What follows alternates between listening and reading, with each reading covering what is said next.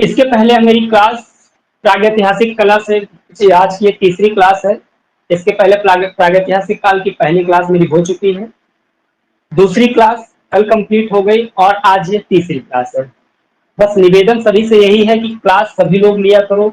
यदि कोई अड़चन ना आए, कोई प्रॉब्लम ना आए तो क्लास सभी लोग लिया करो, बहुत बेनिफिट मिलेगा इस चीज का, ठीक है ना।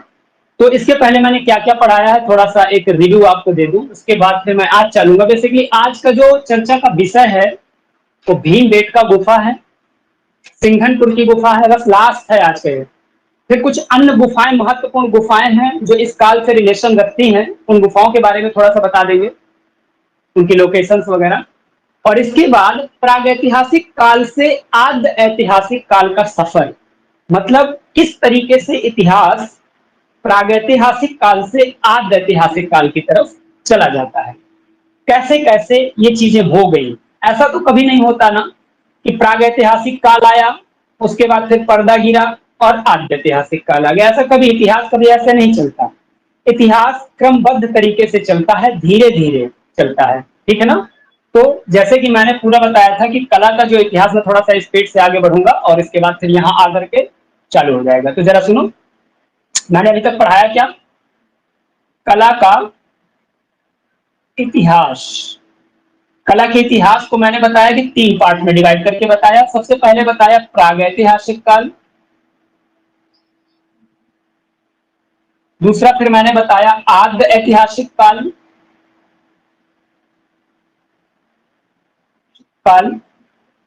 फिर तीसरा मैंने बताया ऐतिहासिक काल। क्या बताया दोस्तों, ऐतिहासिक काल बताया। मैंने बताया प्रागैतिहासिक काल ये सबसे प्राचीन काल था, इतिहास कला के इतिहास का सबसे प्राचीन काल था, जिस समय मनुष्य ना तो लिखना जानता था ना पढ़ना जानता था।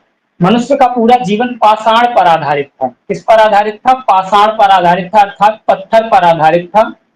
अर्थात सारी क्रियाकलाप, जो भी क्रियाकलाप मनुष्य करता था वो पत्थर के साथ करता था, औजार वगैरह मैंने सारी चीजें बता रखी हैं। आपको क्लास लेना पड़ेगा इसके लिए, पहली क्लास मेरी आपकी पढ़ी है, ठीक है ना। फिर मैंने बताया था इसको 3 भागों में तोड़ा, अध्ययन की दृष्टि से इसको मैंने 3 भागों में डिवाइड कर दिया। सबसे प्राचीन काल क्या कहलाया, पूरा पाषाण काल कहलाया। बीच का काल कहलाया मध्य पाषाण काल। फिर बाद का काल कहलाया नव पाषाण काल। क्या कहलाया दोस्तों, नव पाषाण काल कहलाया, नव पाषाण काल कहलाया। मैंने सबके बारे में बताया, पूरा पाषाण काल के बारे में बताया। इसका टाइम पीरियड कब है, तो टाइम पीरियड भी आप याद रखिए, लगभग 25 लाख बीसी।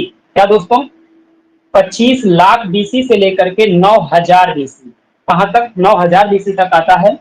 ये 9000 से 4000 तक आता है और ये 4000 से 1000 तक आता है। इतनी चीज समझ में आ गई। इसी काल के बीच में नवपाषाण काल में ही एक संस्कृति और जानी जाती है जिसे हम ताम्र पाषाण कहते हैं, ताम्र पाषाण काल कहते हैं। इसकी चर्चा आज करेंगे। इसमें यही ताम्र पाषाणिक संस्कृतियां और नवपाषाणिक संस्कृतियां आगे चल करके आद्य ऐतिहासिक काल का निर्माण करती हैं, अर्थात कह सकते हो सिंधु घाटी सभ्यता के निर्माण करती हैं, सिंधु घाटी सभ्यता या हड़प्पा सभ्यता का निर्माण करती है। तो कैसे ये सब हुआ, ये सब आज की क्लास का है। हालांकि इसके पहले मैंने ये सारी चीजें आपको बता दी हैं। मैंने पूरा पाषाण काल को भी 3 पार्ट में डिवाइड किया, निम्न पूरा पाषाण काल, मध्य पूरा पाषाण काल और उच्च पूरा पाषाण काल। फिर मैंने बताया सोहन संस्कृति के नाम से किसे जाना जाता है, तो निम्न पूरा पाषाण काल। उसके बाद ये मेरी दोस्तों चर्चा पिछली है, इसलिए मैं इसको थोड़ा स्पीड में बताऊंगा आपको, ताकि आपको रिकॉल हो जाए चीजें। और उसके पश्चात में सीधे आपका मेन क्लास में आऊंगा जो आज मुझे पढ़ाना है। क्लास लगभग 1 से 1.5 घंटे की होगी, ठीक है। निम्न पूरा पाषाण काल सोहन संस्कृति के नाम से, चपाट चापिंग टेबुल संस्कृति के नाम से इसको जाना जाता है। ये चपाट चापिंग टेबुल क्या थे, इस समय यूज होने वाले औजार हुआ करते थे, ठीक है ना। अगर आपसे कोई पूछ ले कि प्रागैतिहासिक काल के नॉर्मल सा क्वेश्चन है, पूछा भी जाता है, औजारों की सर्वप्रथम खोज, औजारों की सर्वप्रथम खोज 1863 में रॉबर्ट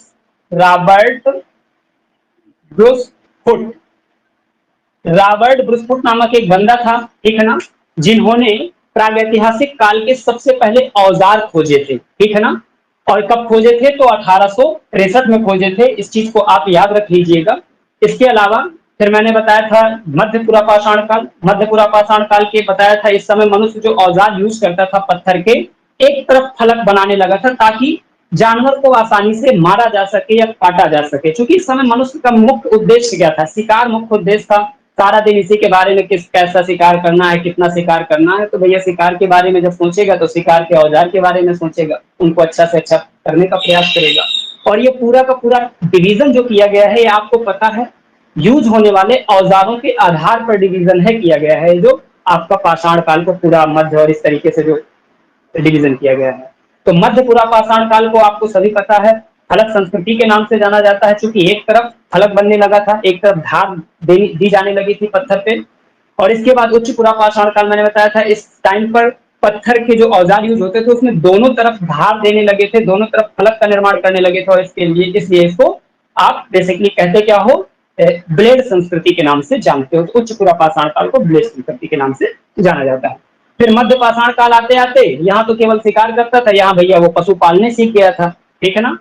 तो पशु पालने यहाँ सीख गया था, तो पशुपालन के साक्ष्य यहाँ से प्राप्त होते हैं। भारत में सबसे प्राचीनतम पशुपालन के साक्ष्य कहाँ से प्राप्त होते हैं? तो मध्य पाषाण काल से प्राप्त होते हैं। वो दो जगह हैं, इनको आप रख लीजिए। कौन सी दो जगह हैं जहां से सबसे पहले मनुष्य ने पशुओं को पाला था?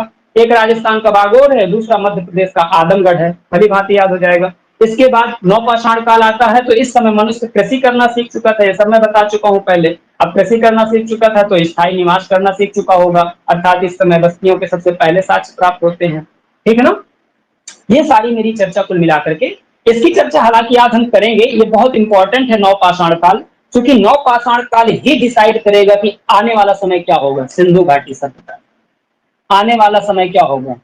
सिंधु घाटी सभ्यता, ये डिसाइड करेगा। नवपाषाण काल डिसाइड करेगा। नवपाषाण काल में जो बस्तियां थी, नवपाषाण काल में जो बेसिकली मनुष्य जहां जहां रहता था, जो भी बस्तियां हुआ करती थी, यही बस्तियां आगे डेवलप करेंगी और बहुत ज्यादा डेवलप करेंगी। और यही डेवलप करती हुई बस्तियां आगे चल के सिंधु घाटी नदी के आसपास कुछ बस्तियां होंगी जो बहुत ज्यादा डेवलप कर जाएंगी।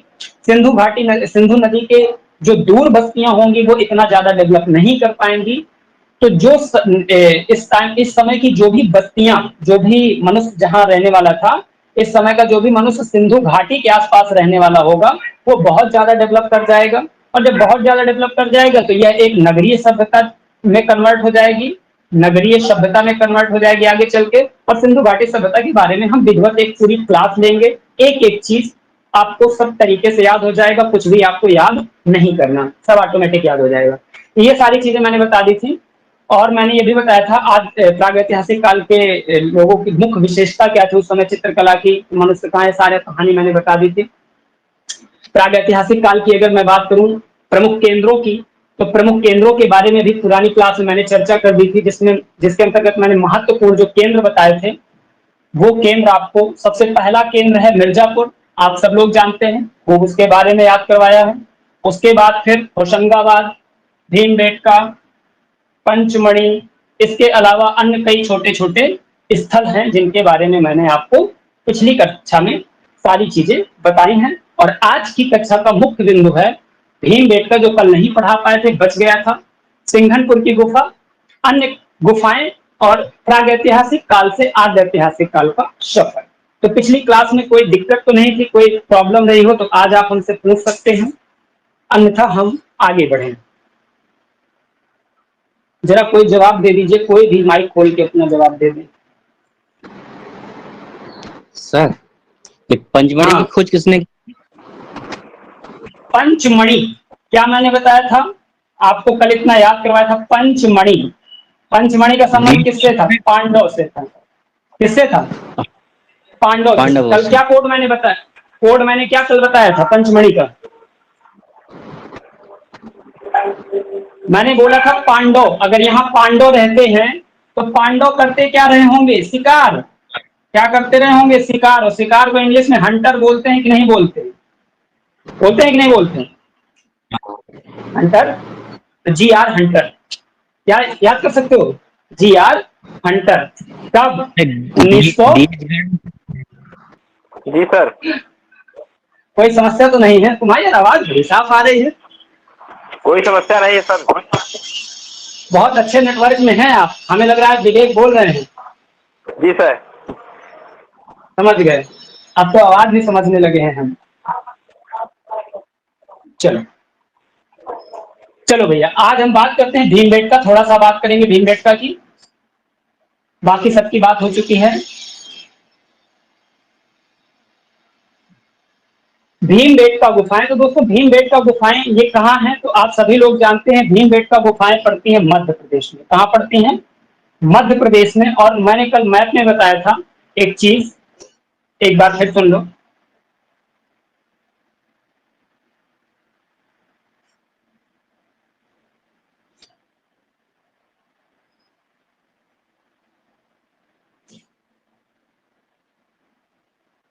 ये मैंने बोला था, ये विंध्य पर्वत है। ये क्या पर्वत है? विंध्य पर्वत है, जो भारत को उत्तर भारत और दक्षिण भारत में डिवाइड करता है। विंध्य पर्वत के बाद फिर ये निकल गई है नर्मदा नदी, और उसके बाद फिर लास्ट में पड़ता है आपका सतपुड़ा पर्वत। पड़ता है कि नहीं पड़ता? फिर अजंता पर्वत पड़ता है। सतपुड़ा पर्वत के ही छोटे छोटे पार्ट है। और सतपुड़ा पर्वत को मैंने बोला था 3 पार्ट में डिवाइड किया था। बीच वाला पार्ट कहलाया था क्या? महादेव पर्वत। महादेव पर्वत ये कहलाया था मैकाल पर्वत, और ये कहलाया था राजपिपला। राजपिपला की पहाड़ियां, की पहाड़ियां।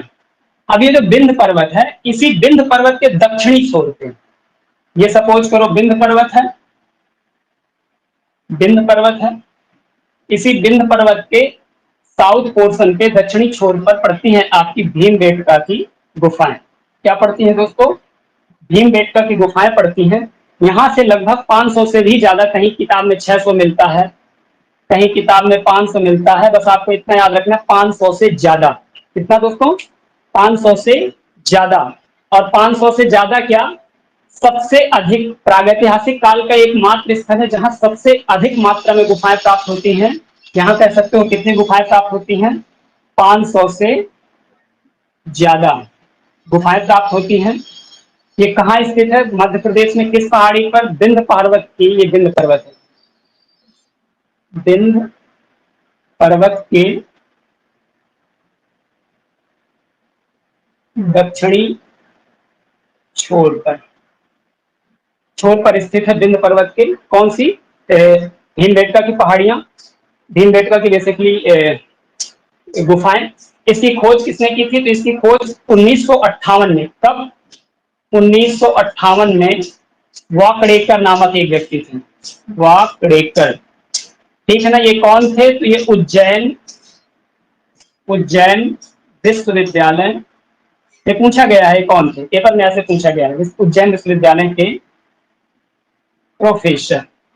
अगर बात करें दोस्तों प्रोफेसर, अगर हम बात करें उज्जैन, जैसे कि अब देखो क्वेश्चन पूछने का उसका क्या स्ट्रेंथ होता है। अब उसने बोल दिया कि भीमबेटका की गुफाएं 1958 में वीएस वाकड़ेकर नामक व्यक्ति ने खोजी थी। ये कौन थे? तो ये उज्जैन विश्वविद्यालय के प्रोफेसर थे। अब उज्जैन शब्द आ गया, मतलब चीज कला की है। चीज किसकी है? कला की। कला को जीएस से जोड़ना, बस आपको आ जाना चाहिए। आप खुद में नोट्स बना सकते हैं और अच्छा से अच्छा तैयारी कर सकते हैं। तो वाकड़ेकर कहां से थे? उज्जैन से थे। उज्जैन एक बहुत फेमस, भारत का बहुत ही फेमस जो है स्थल है उज्जैन।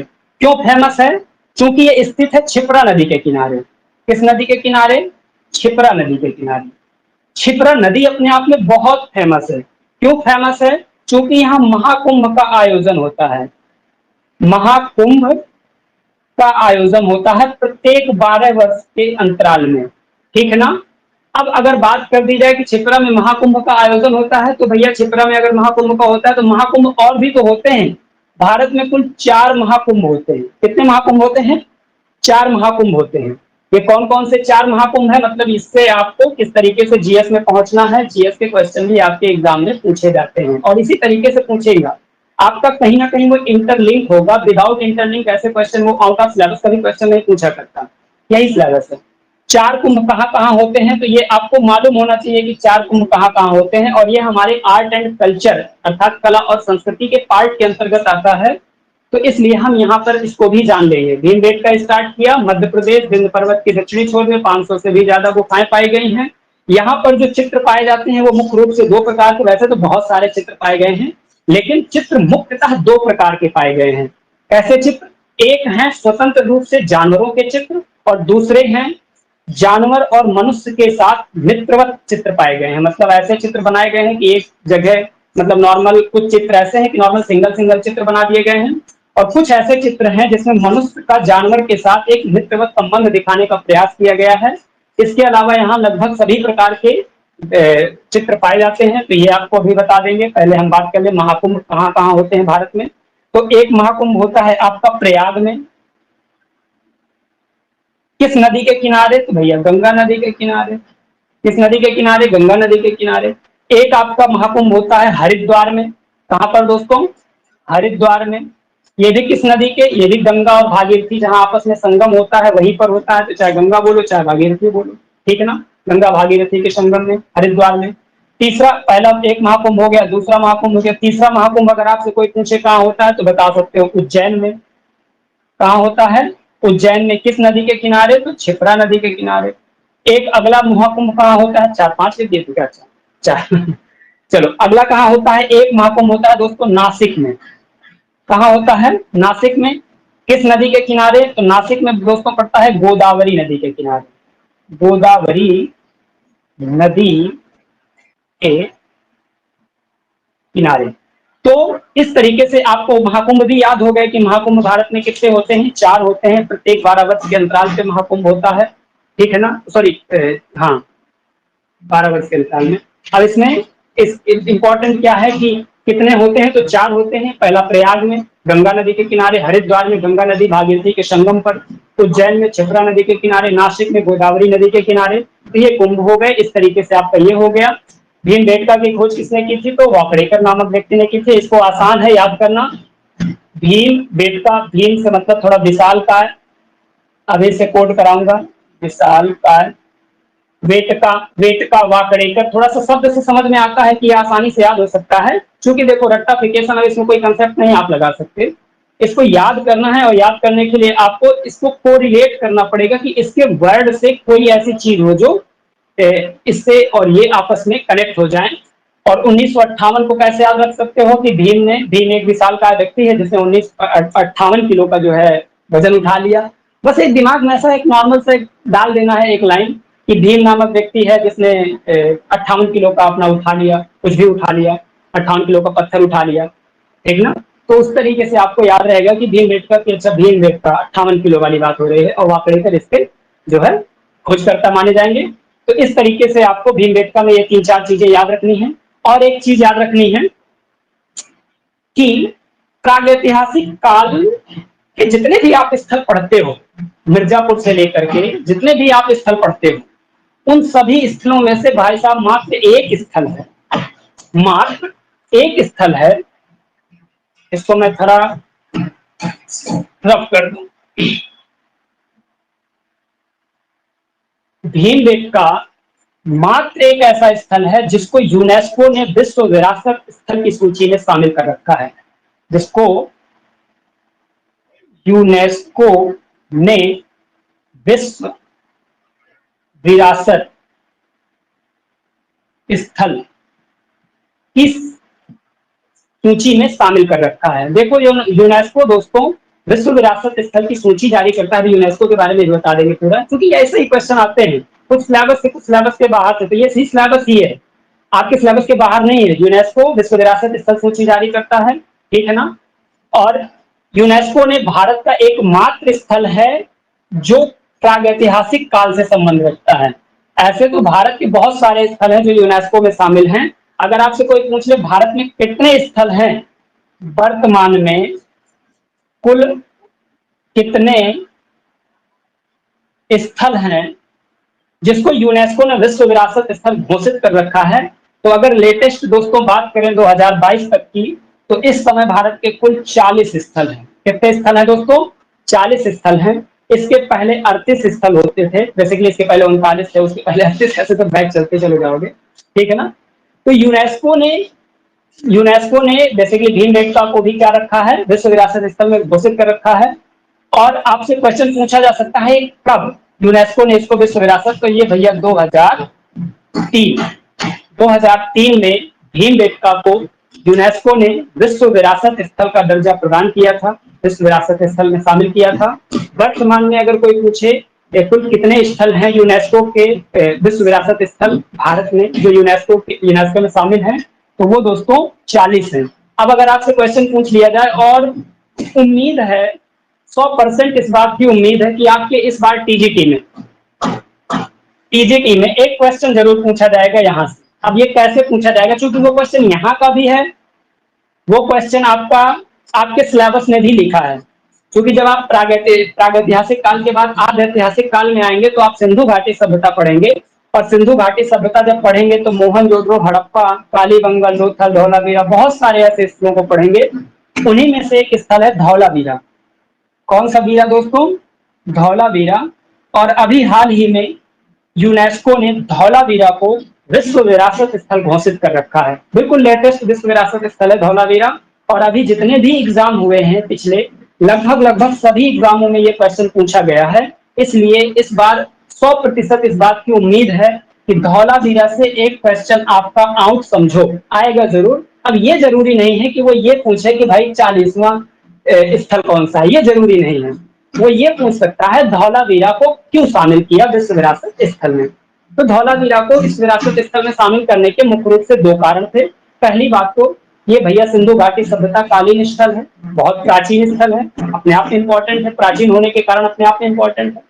दूसरी बात ये पूछ सकता है कि धौलावीरा को शामिल करने के लिए सबसे महत्वपूर्ण कारण है इसका जल प्रबंधन प्रणाली, जल प्रबंधन। अब हम बात करते हैं, इसकी बात कर दी, इसके बाद अगली बात करते हैं हम, इसकी बात हमने कर दी हिमेटका की, ठीक है ना। अब हम बात करते हैं सिंह।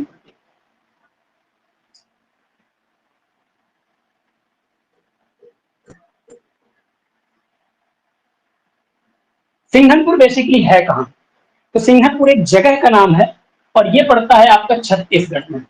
कहां पर पड़ता है दोस्तों? छत्तीसगढ़ में पड़ता है। छत्तीसगढ़ में एक जिला है रायगढ़ जिला। क्या है दोस्तों? रायगढ़ जिला छत्तीसगढ़ में एक जिला पड़ता है। आवाज मेरी आ रही है ना? साफ क्लियर है एकदम बिल्कुल आवाज? जी सर।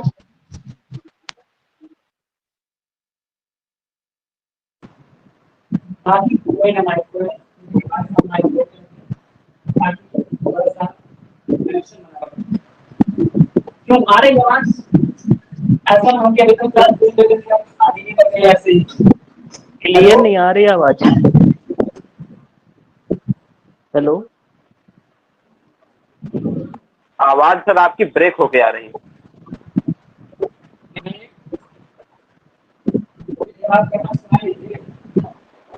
हेलो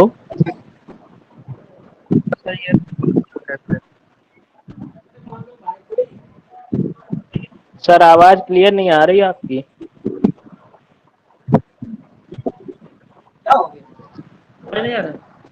क्या हो गया भाई साहब? आप बोले ही नहीं कोई। सर आवाज नहीं आ रही आपकी क्लियर। सर ईयरफोन बंद है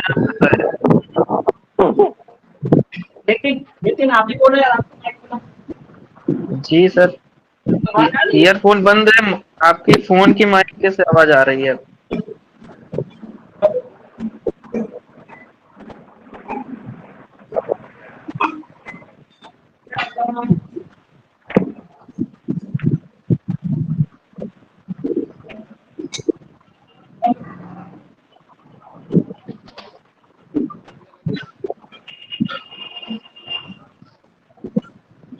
सर आवाज नहीं आ रही है आपकी।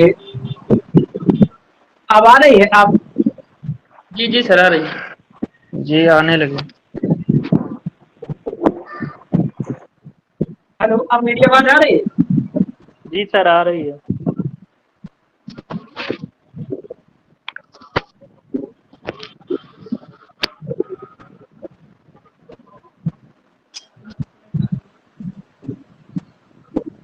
हेलो, हेलो, मैसेज करके बताएं कि अब मेरी आवाज आ रही है कि नहीं आ रही? हाँ सर आवाज आ रही है सर।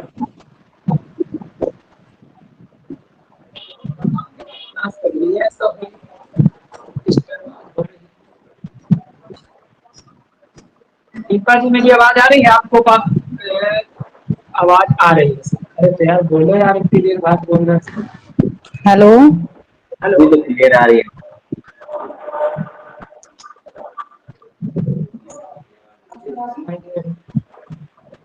ये क्या बात है? अरे आप बोलो क्लियर आ रही है। सर आप फोन देख लिए, फोन में कनेक्ट है ईयरफोन।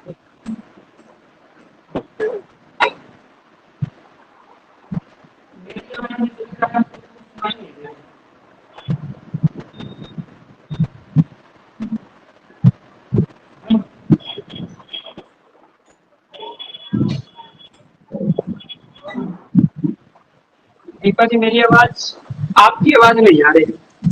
हेलो। जी सर, आवाज आ रही है।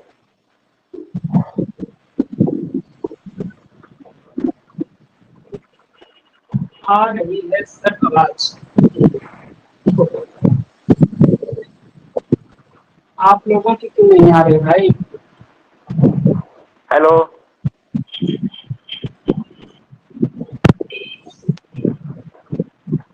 आप लोगों को मुझे आवाज सुनाई नहीं दे रही है।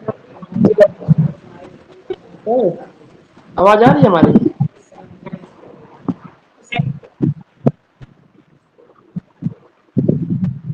आपकी इसका आवाज हम लोग पास नहीं आ रही है। सर की आवाज नहीं आ रही है अभी।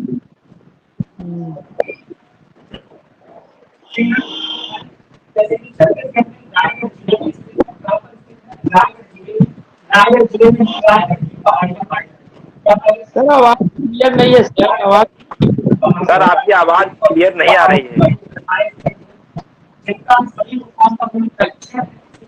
हम लोग का सुन नहीं पा हेलो रहे सर सर। आवाज। सर आवाज नहीं आ रही है आपकी। नहीं, मस्त है सर।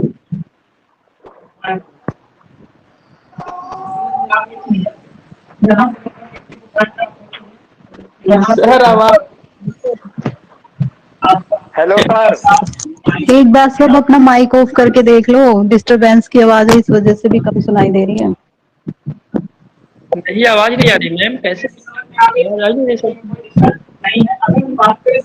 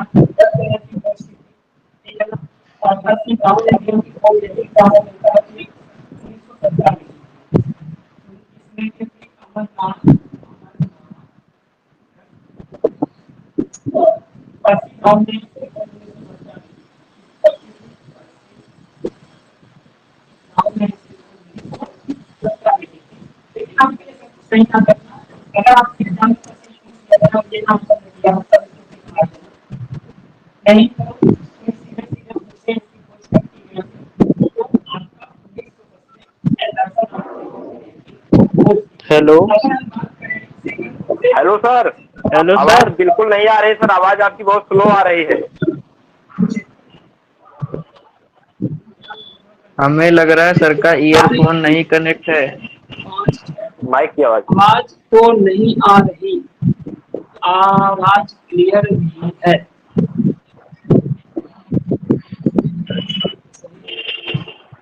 मुझे भी नहीं आ रही। चलो मैं थोड़ा सा सही करूँ। दीपा जी अपना माइक खोलिए। जी सर। मेरी आवाज आ रही है? सर नहीं आ रही आवाज। मेरी आवाज आ रही है ना? सर आपकी बहुत ही आवाज जो आ कम रही आ है रही है फोन सर। के माइक से आ रही है, अब और बहुत ही कम आ ईयरफोन रही के है, शायद उससे। कनेक्ट नहीं है। सर आपकी अगर एक ब्लूटूथ सेकंड जी दीपा जी, कनेक्ट आप नहीं है। एक मैसेज कीजिए, अगर मेरी आवाज आ रही है तो मैं कंटिन्यू करता हूँ, मुझे ना सुनाई देगा तब भी चलेगा, क्योंकि ऐसे में बहुत डिस्टर्ब हो सर रहा है। कल मैं सर दूसरा माइक मंगाऊंगा, हेलो माइक सही नहीं सुन। सर, एक आवाज बार आ आप रही कि मैसेज कर नहीं, आप दीजिए, सुन पा रहे नितिन हैं? आप कोई भी मैसेज कर दो कि आवाज आ रही है। नितिन आप बताइए आवाज आ रही है? सर बहुत कम आ रही है, नहीं आ रही।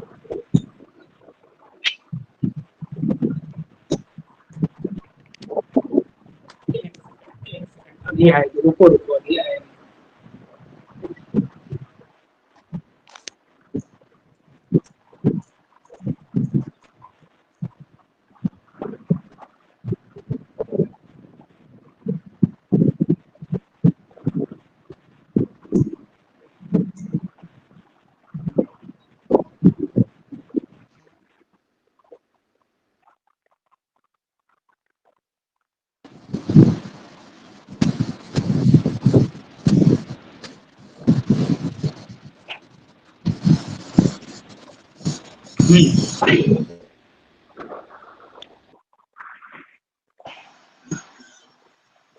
हेलो, जी सर। अब आ रही है ना? जी सर, आ रही है। जी चलो ठीक। वो थोड़ा कम ही हो गई थी, पता नहीं चला इसमें क्या हो गया था। चार्ज तो है, सब ईयर कुछ है। ईयर ईयरफोन आपका शायद नहीं काम कर रहा था सर, इसीलिए नहीं आ रहे। अरे भाई साहब, न्यू मंगाए हैं अभी। सर और अब ये नहीं, नहीं उस काम समय करेंगे नहीं तो काम कर रहा। उस टाइम पे कोई हाँ प्रॉब्लम थी, मैंने आज में दोबारा डिसकनेक्ट करके दोबारा कनेक्ट किया है तो आ रही थी। जी। चलो कोई बात नहीं, अब आ रही है। अब मैं इसका कुछ दूसरा विकल्प सोचूंगा, मुझे लग रहा है इसको चेंज करना पड़ेगा, दूसरा मंगाना पड़ेगा, कोई दूसरा विकल्प मंगाना पड़ेगा। क्योंकि आज ही है, देखो इतनी दिक्कत हुई, अभी कल की क्लास में बढ़िया आराम से पूरी चली, परसों की पूरी चली, आज ऐसी पता नहीं क्या दिक्कत हो रही है। चलो इसको सुधार कर लेंगे। फिर सिंघनपुर के बारे में थोड़ा सा मैं चर्चा कर दूं। जैसे छत्तीसगढ़ में है, छत्तीसगढ़ में एक जगह पड़ती है सिंघनपुर, जहां पर ये गुफाएं पाई जाती हैं। छत्तीसगढ़ के रायगढ़ जिले में रायगढ़ की पहाड़ियां पड़ती हैं। क्या पड़ती हैं दोस्तों? रायगढ़ की पहाड़ियां, रायगढ़ की पहाड़ियां पड़ती हैं। और इन्हीं पहाड़ियों पर ये गुफाएं पाई गई हैं। लगभग कितनी गुफाएं हैं? तो इनकी संख्या लगभग 50 है। क्योंकि इन सभी गुफाओं का मुंह दक्षिण में है, इसीलिए इनको दक्षिण मुखी गुफाओं के नाम से भी जानते हैं, दक्षिण मुखी गुफाएं भी कहते हैं। अगर इनकी खोजकर्ता की बात करें तो दोस्तों 1910 में सर्वप्रथम इसकी खोज एंडरसन नामक व्यक्ति ने की थी। 1913 में अमरनाथ दत्त नामक व्यक्ति ने की थी, और 1917 में पारसी ब्राउन नामक व्यक्ति ने की थी। आपको ये सब दोनों नहीं याद रखना, मेन आपको ये याद रखना है कि 1910 में एंडरसन नामक एक व्यक्ति ने की थी। अब इसको याद कैसे रखोगे? सींग, सिंघनपुर लिखा है, सिंघनपुर से आप सींग शब्द दिमाग लगाओ। देखो याद करना, रट लेना बात दूसरी होती है। अगर आपको एक बार कोड कर लिया, कोरिलेशन कर लिया, तो रटना नहीं पड़ेगा। ठीक है ना? रटने के झंझट से आप मुक्त हो जाएंगे, और एग्जाम में ये कोड बहुत काम आते हैं। इस चीज को आप याद रखिएगा। सिंघनपुर का मतलब सींग। अब अगर किसी के सींग होंगे ऐसे, तो सींग होते हैं, तो सींग वाले आदमी से हमेशा आदमी क्या होता है? कोई भी आदमी जो होता है सींग वाले व्यक्ति से क्या करता है? डरता है। क्या करता है? डरता है। डर शब्द इसमें आया, इन डर शब्द इसमें है। इसमें एक ऐसा शब्द है डर। तो जब भी कभी सिंघनपुर आए, तो डर शब्द आपको, सिंघनपुर आए तो आपके दिमाग में सिंह शब्द आने चाहिए। इसी से मैं कोरिलेट कराऊंगा इसके एक दो तीन चित्र इंपॉर्टेंट। और अगर कोई सींग वाले व्यक्ति से इंसान डरता है, तो डर किस में आ रहा है? तो तीन ऑप्शन में अगर डर किसी में लगा हो, और वो डर लगा किस में होगा? एंडरसन में। किस तरीके से आप जो है इसको कोरिलेट कर सकते हो। एक बार कोरिलेशन करना होता है, उसके बाद दोबारा कभी नहीं करना होता, और वो चीज हमेशा आपको याद रहती है। तो इस चीज को आप हमेशा ध्यान में रख के चलिएगा। तो सिंघनपुर की खोज किसने की? 1910 में एंडरसन ने की थी। अगर हम बात करें इसके प्रमुख चित्र, तो जो इसका सबसे फेमस चित्र है, जो पूछा जाता है एग्जाम में, घायल भैंसा। कौन सा दोस्तों? घायल भैंसा इसका सबसे महत्वपूर्ण चित्र है। अब इसको कैसे याद रखोगे कि घायल भैंसा सिंघनपुर का है? एक था दोस्तों घायल सुअर। घायल सुअर, घायल सुअर कहां से प्राप्त होता है? कौन बताएगा? भालडरिया। भंडरिया।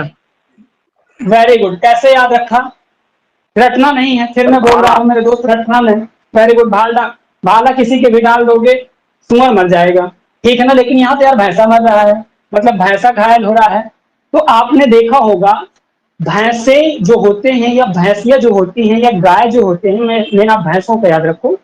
भैंसे बहुत शांत प्रिय जीव होते हैं। भैंसा जो होता है बहुत शांत प्रिय जीव होता है, जैसे गैंडा होता है। ठीक है? लेकिन ये जब लड़ते हैं, गांव में आपने देखा होगा, भैंसे जब आप में लड़ते हैं, सांड को लड़ते हुए आपने सबने देखा होगा, लेकिन भैंसे को लड़ते हुए आपने नहीं देखा होगा। हमने देखा है ना, हमारा गांव है, तो हमने भैंसे को लड़ते हुए देखा है। भाई साहब, जब भैंसा लड़ता है ना, तो सांड भी ऐसे नहीं लड़ता जैसे भैंसा लड़ता है, और तब तक लड़ता है जब तक दोनों की क्या ना टूट जाए, सींग। और 100% स्वाभाविक होता है भैंसे लड़ते भैंसे की कि सींग क्या होती है, इनकी टूट ही जाती है। रीजन क्या होता है, क्योंकि बैलों की सींग नॉर्मल ऐसे होती हैं, तो वो आपस में निकल जाती है लड़ते समय, तो टूटने की संभावना कम होती है। लेकिन भैंसों की सींग ऐसे होती है, तो इनको टूटने की संभावना क्या होती है, बहुत ज्यादा, आपस में फंस जाती हैं, और फिर जब तक सींग नहीं टूटती तब तक इनकी लड़ाई होती है। तो सींग मतलब सिंघनपुर, और सींग टूट गई किससे, भैंसे की, तो भैंसा क्या हो गया, घायल। तो इस तरीके से आप याद कर सकते हो, सिंघनपुर की गुफाओं से क्या प्राप्त होता है, घायल भैंसे का चित्र प्राप्त होता है, ठीक है ना। जबकि घायल सुअर का चित्र कहां से प्राप्त होता है, तो मिर्जापुर की गुफाओं से प्राप्त होता है। मिर्जापुर की कौन सी गुफा से, तो भालडारिया गुफा से। तो इस तरीके से इनमें कंफ्यूजन मत करना, मैंने इसी को इस तरीके से इसलिए बताया है क्योंकि 90% लड़का को इन दोनों चीज में कंफ्यूजन बहुत होता है कि यार भैंसा कहाँ से मिला घायल, और सुअर कहाँ से मिला घायल, और ये एग्जाम के लिए काफी इंपॉर्टेंट होते हैं, इसलिए मैंने वो आपका सारा समस्या यहाँ पर सॉल्व कर दी। और मेरा यही उद्देश्य है इस बार कि जो इंपॉर्टेंट चीजें हैं उनमें कंफ्यूजन ना रह जाए, क्योंकि सिलेक्शन के लिए सबसे महत्वपूर्ण क्या होता है, आता हुआ क्वेश्चन अगर गलत हो जाए, नहीं आता गलत हुआ ठीक है कोई बात नहीं, क्योंकि आ ही नहीं रहा था हमको, लेकिन अगर आता हुआ क्वेश्चन गलत हो जाए तो थोड़ा सा कष्ट बहुत होता है। जिसको आपने पढ़ा और वही गलत हो गया तो थोड़ा कष्ट ज्यादा होता है। तो प्रयास यही रखना, ईश्वर से यही मनोकामना करना कि हे ईश्वर, आते हुए क्वेश्चन कभी गलत ना हो, नहीं आता तो कोई दिक्कत नहीं। तो इस चीज को आप याद रखिए। तो घायल भैंसा कहाँ से प्राप्त होता है, सिंघनपुर से। याद करने का तरीका भी मैंने बता दिया। और एक यहाँ का काफी इंपॉर्टेंट चित्र है, कंगारू के चित्र यहाँ से प्राप्त होते हैं, और अपने आप में दोस्तों ये बड़ी बात है, कंगारू के चित्र सिंघनपुर से प्राप्त होना अपने आप में ये बहुत बड़ी बात है। इस चीज को आप समझ नहीं पा रहे होंगे शायद, लेकिन मैं आपको बता दूं, कंगारू अपने जो देश की जलवायु है, इस जलवायु का जीव नहीं है। कंगारू मोस्टली पाया जाता है ऑस्ट्रेलिया न्यूजीलैंड वाले इलाके में पाया जाता है कंगारू, ठीक है ना। तो ये वहां का जीव है, ठीक है ना। और अगर उसके चित्र, वैसे चित्र अगर यहाँ पाए जा रहे हैं तो ये अपने आप में बहुत बड़ी बात होती है। तो एक क्वेश्चन ये भी याद रख लेना कि सिंघनपुर से आपका क्या प्राप्त होते हैं, कंगारुओं के चित्र प्राप्त होते हैं। कंगारू जैसे पशुओं के, चाहे वो कंगारू हैं कि क्या है, लेकिन कंगारू जैसी आकृति के पशु प्राप्त होते हैं, बस इतना याद रख लेना। इसके अलावा एक जो इंपॉर्टेंट है, पंक्तिबद्ध नृत्य करते हुए कुछ मनुष्य, जैसे आपस में सपोज करो ये खड़े हैं, ये खड़े हैं, ये खड़े हैं, ये सब आपस में ऐसे खड़े हैं, और सॉरी इसका हाथ नीचे हो गया, ये आपस में पंक्तिबद्ध खड़े हैं और नृत्य कर रहे हैं। ये सब याद करवा दूंगा मैं, परेशान होएगा, सब याद रख लीजिए कि पंक्तिबद्ध, पंक्तिबद्ध नृत्य करते मनुष्य के चित्र भी आपका कहां से प्राप्त होते हैं, सिंघनपुर की गुफा से प्राप्त होते हैं। और अगर मैं पूछूं कि नृत्य वादन का चित्र मिर्जापुर की किस गुफा से प्राप्त होता है, तो आप बता सकते हैं कि नहीं बता सकते, बिल्कुल बता सकते हैं, कहां से प्राप्त होता है। दीपा जी आप ही जवाब दे दीजिए, कहां से, लखुनिया से कि भालडारिया से, लखुनिया से प्राप्त होता है। कहां से प्राप्त होता है सर, लखुनिया। लखुनिया। लखा जी का गाना याद रख लेना, लखा जी हमेशा कभी शांत नहीं रहते, लखवीर सिंह लखा जी कानपुर वाले, मैया का चोला लहरंगा शेरावाली का गाना बहुत गाते हैं वो, माता जी के भक्ति गानों। और उससे याद रख लेना, लखा जी लखुनिया गुफा कहाँ से है, नृत्य वादन करते रहते हैं हमेशा। इस तरीके से आप कोट कर सकते हो, और इंपॉर्टेंट चीज को कोट कर लो, वरना मैटर तो दोस्तों इतना ज्यादा है। देखो एक चीज मैं थोड़ा सा यहाँ बताने वाला हूँ, इस चीज से ज्यादातर लड़कों की समस्या क्या है, इतना मैटर इकट्ठा कर लेते हैं, इतना ज्यादा मैटर इकट्ठा कर लेते हैं चीजों का कि कुछ भी नहीं याद कर पाते, एग्जाम टाइम पे कुछ भी याद नहीं हो पाता। तो प्रयास सबसे महत्वपूर्ण यह है कि आपके पास मैटर कम से कम हो, लेकिन जो भी मैटर हो ऑथेंटिक हो और एग्जाम में आने वाला मैटर हो। और ये एग्जाम में आने वाला है कि नहीं, ये या तो आप डिसाइड कर सकते हैं, आप पढ़ेंगे तो आप डिसाइड कर लेंगे, अन्यथा हम तो डिसाइड जो भी करने वाले हैं। एक जितनी पहुंच है, प्रयास है, उतना हम प्रयास कर लेंगे। बाकी ये आपको पढ़ के ही डिसाइड होगा कि कौन सा चीज आएगा पेपर में, कौन सा चीज नहीं आएगा। मेरे अनुसार मुझे लगता है कि ये चीज आने लायक है तो हम उस चीज को पढ़ रहे हैं, नहीं तो यहाँ से जाने कितनी गुफाएं पाएंगे, क्या उनको सबको थोड़ी ना याद है। कहीं कहीं लिखा मिलता है 23 गुफाओं में चित्र प्राप्त होते हैं। अब 23 गुफा इसकी याद करते रहो, एक एक चित्र याद करोगे पगलिया जाओगे, ठीक है ना। तो केवल वो याद करो जो आपके एग्जाम के पॉइंट ऑफ व्यू से पूछे जाने की जिसकी संभावना अधिक हो। तो ये हो गया पंक्तिबद्ध नृत्य करते हुए मनुष्य अभी कैसे याद करना है मैं बता रहा हूं। इसके बाद एक जो बहुत पूछा जाता है इस सिंघनपुर की गुफा से, वो ये पूछा जाता है कि सीढ़ी नुमा आकृति के मनुष्य कैसे दोस्तों, सीढ़ी नुमा। अब भगवान जाने कैसा मनुष्य होगा, सीढ़ी नुमा आकृति के मनुष्य। कि मनुष्य का चित्र भी आपका कोई पूछ ले कहां से प्राप्त होता है, तो सिंघनपुर की गुफा से प्राप्त होता है। अब मैं जरा आपको कोड करा रहा हूं, जरा सुनना। मैंने पहला कोड कराया, सिंघन मतलब सींग, मैंने बताया वो सींग जिसके पास होता है मनुष्य उसको डरता है, इसलिए इसकी खोज किसने की थी, 1910 में एंडरसन ने की थी। इसमें से 10 निकल रहा है और इसमें से डर निकल रहा है, तो ये आप 10 और डर को बड़े आसानी से याद कर सकते हैं कि सिंघनपुर की गुफा किसने की थी खोज। दूसरी बात मैंने बोला सींग, सींग भैंसे जब लड़ते हैं तो घायल होते हैं, तो भैंसा घायल हुआ सींग के कारण था सिंघनपुर की गुफा। तीसरी बात मैंने बताई कि सिंघनपुर मतलब सपोज करो एक सींग वाला जीव है, कोई भैंसा है, कोई जानवर है, और उसने अगर इंसान को मार दिया धक्का सही से, सपोज करो ये कोई इंसान है, विवेक भाई साहब, विवेक जी, जी सर। विवेक जी, जी सर। ये एक इंसान, ये आप माइक खोले रखना, ये एक इंसान है। अब इसको सींग वाले किसी प्राणी ने इसको मार दिया। अब सींग वाला प्राणी अगर इंसान को मारेगा तो वो सीढ़ी नुमा आकृति में टेढ़ा हो जाएगा कि नहीं हो जाएगा, मतलब ऐसे गर्दन हो जाएगी, फिर ऐसे हो जाएगा, फिर ऐसे हो जाएगा, फिर ऐसे हो जाएगा, मतलब मनुष्य कुछ ऐसा फील होगा कि नहीं होगा। अगर उसको सींग मार दिया जाए या सींग वाला या जानवर उसको मार दे तो 3 जगह से टेढ़ा हो जाएगा कि नहीं हो जाएगा, सीढ़ी नुमा आकृति का मनुष्य बन जाएगा। और इस तरीके से आप याद कर सकते हो कि सीढ़ी नुमा आकृति कब बनी, जब सींग मारा गया, और सींग मारने से व्यक्ति सीढ़ी नुमा हो जाता है, और इस तरीके से याद कर सकते हैं। इसलिए आप माइक बंद करने हो गए, थैंक यू। ठीक है ना, तो ये एक चीज हो गई।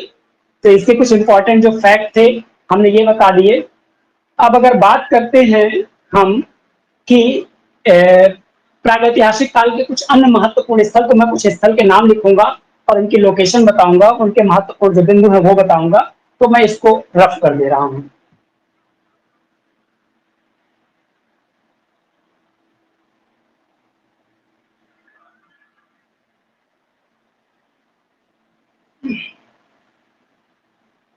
अगर कोई चीज छूट रही होगी, देखो हर चीज तो बोर्ड में नहीं बताई जा सकती, ठीक है।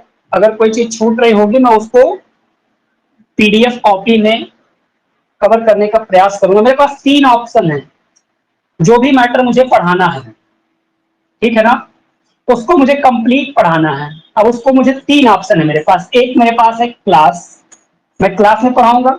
क्लास में मैं आपको पहले बता दूं, हर चीज एक एक बिंदु एक एक सब पॉइंट नहीं बताने वाला। क्लास में मैं केवल कंसेप्ट क्लियर करूंगा, कंसेप्ट बताने का प्रयास करूंगा। इसके अलावा अगर कोई चीज छूट रही है इंपॉर्टेंट, तो उसको मैं कहाँ कवर कर सकता हूँ, उसको मैं अपनी पीडीएफ जो मैं बनाता हूँ, कंप्यूटर कॉपी जो आपको कल प्रोवाइड होगी, आप देख लोगे, मैं ऑटोमेटिक समझ जाओगे कि उसकी क्वालिटी क्या है, बताने की आवश्यकता नहीं है, अब मैं बताऊंगा भी नहीं, ऑटोमेटिक उसको देखोगे आप समझ जाओगे, ठीक है। तो पीडीएफ के अंतर्गत कवर करने का प्रयास करूंगा। क्लास में कुछ चीजें होंगी, कुछ चीजें अगर 1 2 4 चीजें छूट जाती हैं तो उसको मैं यहाँ कवर करूंगा। अगर यहाँ से दोनों से जगह से छूट जाती है दोस्तों, तो उस चीज को मैं कवर करूंगा टेस्ट पेपर में, टेस्ट पेपर में। और हर संडे, प्रत्येक संडे, आने वाले संडे से लेकर एग्जाम वाले संडे तक, जिस दिन भी एग्जाम होगा संभवतः संडे को ही होगा, तो उस संडे को छोड़ दो और आने वाले संडे से एग्जाम के पहले तक के संडे तक कंटिन्यू आपके टेस्ट होंगे, जो कि मैं पहले भी बोल चुका हूं, और मैं जो बोल देता हूं वो करता जरूर हूं। क्योंकि पिछली बार मैंने बोला था 19 दिन में क्लास खत्म होगी, तो 19 दिन में ही क्लास खत्म की थी, एक भी दिन एक्स्ट्रा नहीं लगा था। ये आप जानते होंगे जो मुझसे पढ़ चुके होंगे एक बार, ठीक है ना। तो प्रयास करूंगा कि कुछ भी ना छूटे। अब अगर छूट जाता है तो भाई साहब सिलेक्शन टीचर की दम से नहीं, कुछ टीचर की दम से और कुछ स्वतः आपकी स्टडी से होता है। कभी भी कोई संस्थान 100% सिलेक्शन नहीं दे सकती, इस चीज को याद रख लेना। बाकी बहकाने वाले तो लिखने वाले तो कह देंगे भैया 100% गारंटी। जो गारंटी दे रहा हो उसके पास जीवन में कभी मत जाना, क्योंकि कभी सिलेक्शन नहीं होगा जो गारंटी दे रहा हो। ठीक है, टीचर केवल कोचिंग देता है, और कोचिंग का मतलब होता है कोच। कोचिंग बना है कोच से, और कोच का काम केवल होता है डायरेक्शन दिखाना, किस तरीके से आपको पढ़ना है चीजों को, वही हम करेंगे, इसके अलावा और कुछ नहीं करने वाले। तो कुछ अन्य महत्वपूर्ण गुफाओं के मैं नाम दोस्तों लिखूंगा, और इन गुफाओं के नाम और उससे कुछ महत्वपूर्ण जो बिंदु है वो चर्चा कर रहा हूं। अन्य महत्वपूर्ण गुफाएं दोस्तों, जैसे कि मैंने काफी गुफाओं के बारे में तो बता ही दिया, लेकिन कुछ इंपॉर्टेंट गुफाएं हैं उनके बारे में। जैसे एक गुफा बड़ी पूछी जाती है बांदा। बांदा के क्षेत्र से बहुत सारे चित्र प्राप्त करते हैं। बांदा बुंदेलखंड का क्षेत्र है। किसका है?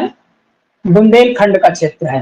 कोई पूछ ले बुंदेलखंड में कुल कितने जिले आते हैं, ये जीएस का क्वेश्चन है। तो बुंदेलखंड में उत्तर प्रदेश के कुल कितने जिले आते हैं, जो कि टीजीटी उत्तर प्रदेश का दे रहे हो, पूरे देश का नहीं दे रहे हो। वैसे तो बुंदेलखंड 2 राज्यों में फैला है, एक यूपी और एमपी। ठीक है ना। टोटल बुंदेलखंड में अगर बात करें तो 13 जिले आते हैं, कुछ यूपी के हैं और कुछ एमपी के हैं, जिनमें से अकेले यूपी के 7 जिले हैं। तो सिंपल सी बात है, एमपी के कितने जिले हो जाएंगे? 6 जिले हो जाएंगे। तो बुंदेलखंड किसका, मैं क्या बताने जा रहा था, बांदा। ठीक है, बांदा जिले, बांदा की गुफाओं की बात कर रहा था। बांदा से जो चित्र प्राप्त हुए हैं, प्रागैतिहासिक काल स्थल है बांदा दोस्तों। हमारे जिले से सटा हुआ जिला है, हमारा जिला हमीरपुर है और इससे सटा हुआ जिला है बांदा। तो हम तो इसके बारे में बढ़िया जानते हैं। बुंदेलखंड, खुद बुंदेलखंड के रहने वाले हैं। ठीक है ना। तो ये बुंदेलखंड का जिला है बांदा। ठीक है ना। यहाँ से कुछ चित्र प्राप्त हुए। एक बड़ा इंपॉर्टेंट चित्र है, उसको आप याद रखें। इसकी लोकेशन बस याद करने की, ये कहाँ है? यूपी में है। यूपी में कहाँ है? बुंदेलखंड में है। ठीक है ना। जिनको नहीं मालूम तो वो याद करने, और जिनको मालूम है तो बड़ी अच्छी बात है, उसकी तो कोई बात ही नहीं है। ठीक है ना। एक बस एडिशनल ये है कि बुंदेलखंड में कुल कितने जिले हैं यूपी के, तो वो दोस्तों 7 जिले उत्तर प्रदेश के, जिसमें अपना हमीरपुर भी है। हमीरपुर हो गया, बांदा हो गया, जालौन हो गया, झांसी हो गया, ललितपुर हो गया, ये सारे जिले जो है आपका, और चित्रकूट हो गया, ये सारे जिले आपके बुंदेलखंड के अंतर्गत उत्तर प्रदेश के जिले आते हैं। एक बड़ा इंपॉर्टेंट यहाँ पर दोस्तों चित्र प्राप्त होता है, एक अश्वरोही। अश्वरोही, अश्वरोही मतलब जो अश्वों को चलाता है, अश्वरोही पैदल जाते हुए दिखाया गया है।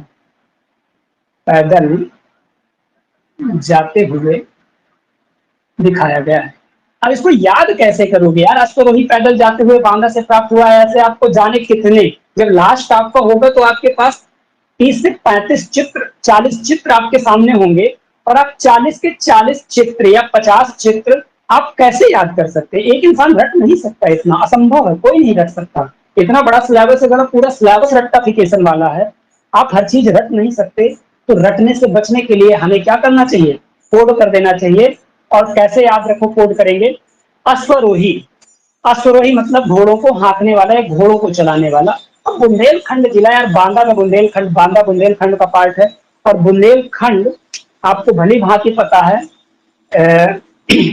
मध्यकाल में अगर बात करें बुंदेलखंड की, तो बुंदेलखंड में राजा महाराजा काफी हुए हैं। ठीक है ना। आपने बाजीराव मस्तानी देखी होगी। तो बाजीराव मस्तानी में जो बाजीराव था वो तो दूसरा व्यक्ति है। जो मस्तानी थी, मस्तानी कहाँ की थी? बुंदेलखंड की थी।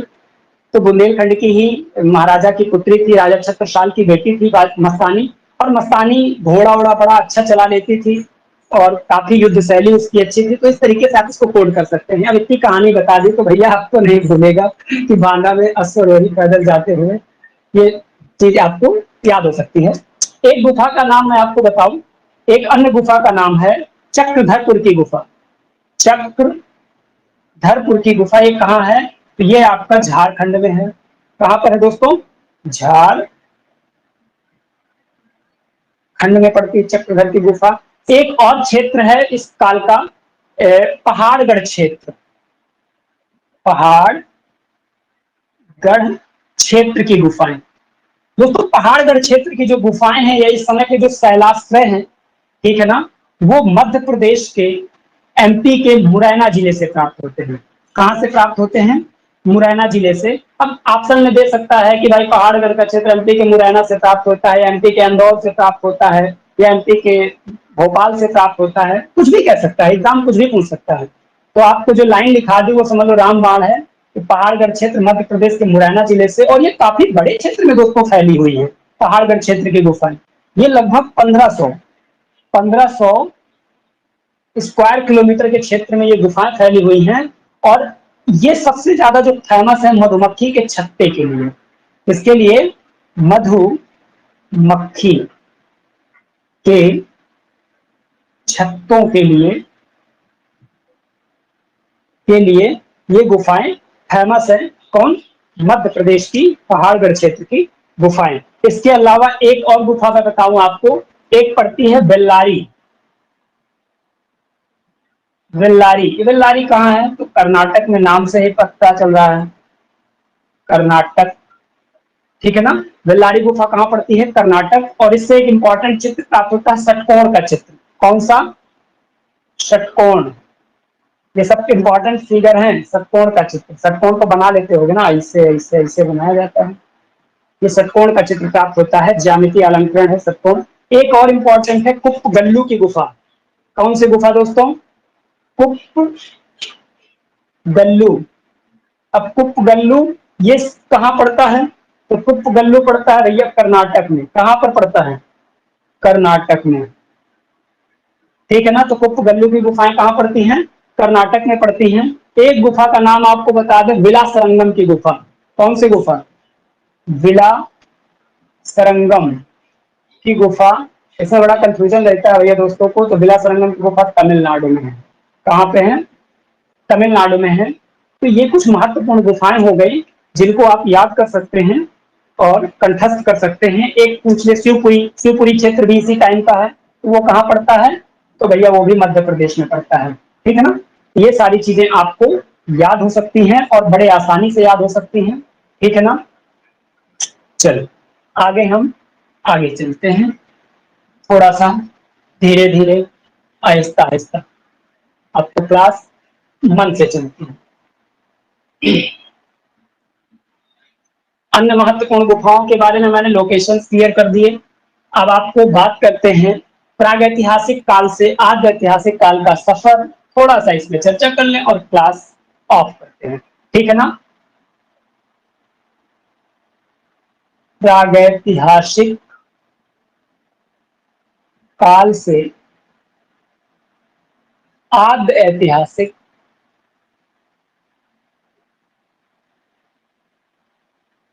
काल का सफर, अर्थात यात्रा। सफर इसको लिखने की जरूरत ही नहीं। ठीक है ना? प्रागैतिहासिक काल के बारे में मैंने सब कुछ बता दिया। क्या क्या बताया? एक बार मैं हेडिंग कॉल बता रहा हूं। सबसे पहले मैंने बताया प्रागैतिहासिक काल का डिवीजन, अर्थात वितरण। उसका जो खंड किया, कितने टाइप से डिवाइड किया। उसके बाद मैंने इसकी विशेषताओं के बारे में बात किया। उसके बाद मैंने प्रागैतिहासिक काल की विशेषताओं के बाद प्रमुख केंद्रों की बात की। इसके बाद मैंने अन्य महत्वपूर्ण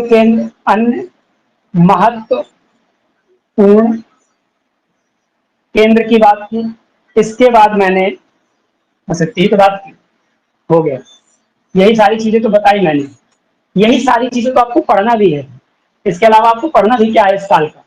यही है कि आप इस काल का वितरण पढ़ लीजिए और उसकी विशेषता, वितरण और उसकी विशेषता। ठीक है ना? अब कला, इस टाइप के कला की क्या विशेषता? प्रमुख केंद्र, महत्वपूर्ण केंद्र, बस यही सारा हो गया। अब मैंने कहा प्रागैतिहासिक काल से आद्य ऐतिहासिक काल कैसे पहुंचेंगे, तो जरा पहुंच जाया जाए और पहुंच के पढ़ेंगे हम अगली क्लास में। पहले पहुंचते हैं, कैसे पहुंचेंगे जरा देखो। ये मैंने शुरू में बताया था, फिर से बता रहा हूं। प्रागैतिहासिक काल को पाषाण काल कहते हैं। क्यों कहते हैं अब नहीं बताऊंगा, क्योंकि पहले बता चुका हूं। इतिहासकारों ने इस पूरे काल को 3 भागों में डिवाइड किया: पुरा पाषाण, मध्य पाषाण नवपाषाण। दोस्तों कालक्रम अगर बात करें बहुत कंफ्यूजन है। 25 लाख से 9,000, ये वो काल मैंने बता दिया जिससे आपका आंसर टिक सही होगा, गलत नहीं होगा, बस इसको याद रखना। 9,000 से 4,000 बीसी में है सारी डेट, ठीक। अब बीसी क्या होता है बताने की जरूरत नहीं है, अगर किसी को ना पता हो तो जरूर हमसे पूछ लेना। नवपाषाण काल 4,000 से 1,000। अब जरा देखो इसके बाद आपका आ जाएगा आद्यपुरुष काल। दोस्तों ये पिछले 4,000 मतलब आज ये है 0 पहुंचो, 0 से 4,000 पीछे पहुंचो।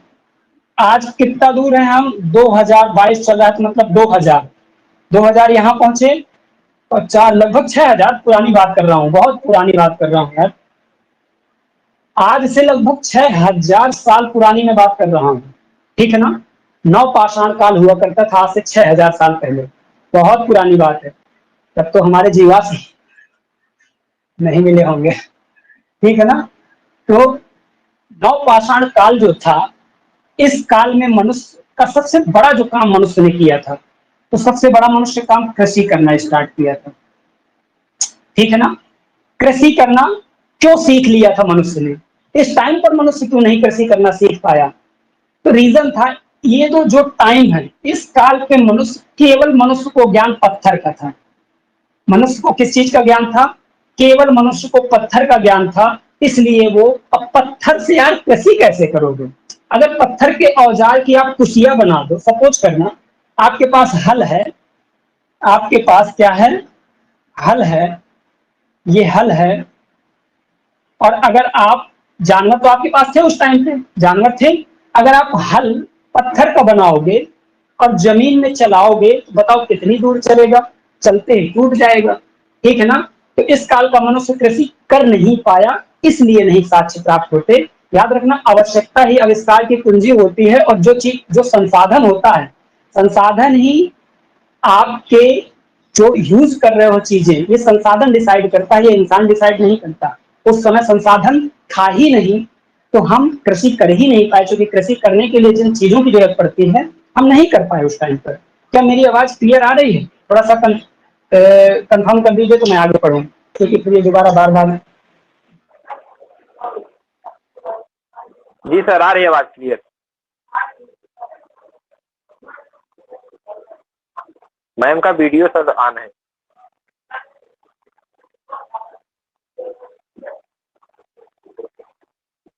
हेलो, जी सर, आवाज आ रही है। मैम का सर वीडियो ऑन है।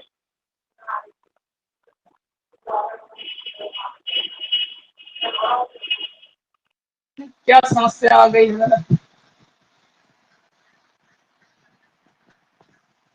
हेलो, जी सर। आवाज आ रही है, जी सर, आ रही है आवाज। बोर्ड दिख रहा है। जी सर। जी। चलो धन्यवाद भाई साहब, आप, मैं तो परेशान हो गया था, मैंने कहा इतना पढ़ा दिए फिर चला गया। आज पता नहीं क्या हो गया, मुझे लग रहा है आजकल वाईफाई कमरे में लगवाना पड़ जाएगा क्या, अभी कमरे से बाहर लगा है, मतलब चलिए हमारा ही। चलो लास्ट बार दीपा जी से मैं पूछना चाहता हूँ, आवाज आ रही है, बोर्ड क्लियर दिख रहा है, क्योंकि उन्होंने मैसेज किया है कि बोर्ड नहीं दिख रहा है। जी सर क्लियर है। चलो अब मैं आगे पढ़ूंगा, मैं खत्म करके ही अब बंद मानूंगा। तो जैसे कि मैंने बताया था, पूरा पाषाण काल मध्य पाषाण काल में मनुष्य संसाधन के रूप में केवल किसको जानता था, पत्थर को जानता था, और इसीलिए वो कृषि यंत्र नहीं बना सका, कृषि यंत्र नहीं बना सका, ठीक है ना। जब कृषि यंत्र नहीं बना सका तो भाई कृषि भी नहीं कर पाया, तो बेचारा पशुपालन करके ही अपना जीवन काटने लगा। इसीलिए इस टाइम पर पशुपालन के साथ हमको मिल जाते हैं, जो कि मध्य पाषाण काल की विशेषता है। अब जरा होता क्या है, ये टाइम आते आते, नवपाषाण काल आते आते मनुष्य कृषि करना सीख चुका था, तो हवा हवाई थोड़ी ना यार कृषि करना सीख जाएगा ना। उस समय कोई ना कोई ऐसी चीज रही होगी ना जिसने कृषि करने के लिए मनुष्य को क्या किया होगा, प्रेरित किया होगा। हाँ, वो चीज क्या थी, पशु तो पालने, कृषि के लिए जरूरत क्या होती है, पहली बात कृषि के लिए जरूरत होती है पशु की।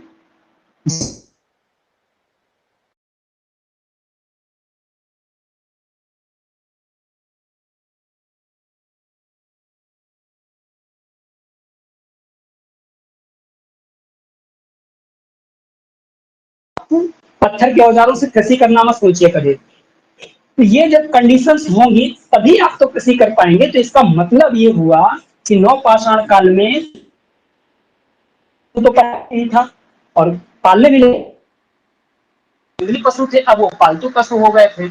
अब औजार की अगर बात करें तो नवपाषाण काल में एक बहुत बड़ी चीज होती है तांबे की खोज। क्या होती है दोस्तों? तांबे की खोज। तांबे